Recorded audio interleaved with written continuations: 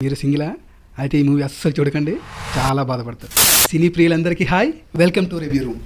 First అయితే ఇది చూడండి.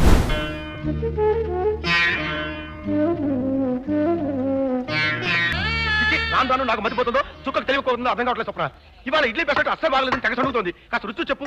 మీ చేత చేస్తే బాగా కుదరకపోవడం ఏంటండి? అదే నాకు ఆశ్చర్యంగా ఉంది. నువ్వు తిని చెప్తాను.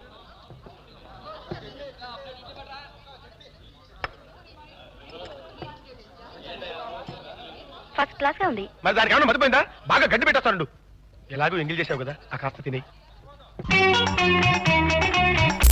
బ్రహ్మానందం గారి ఫ్యాన్స్ ఎవరైనా ఉంటే ఖచ్చితంగా ఈ మూవీ ట్రై చేయండి.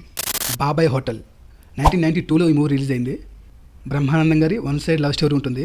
ఒకవేళ మీరు బ్రహ్మానందం గారికి ఫ్యాన్ అయితే ఖచ్చితంగా ఈ మూవీ చూడాల్సిందే.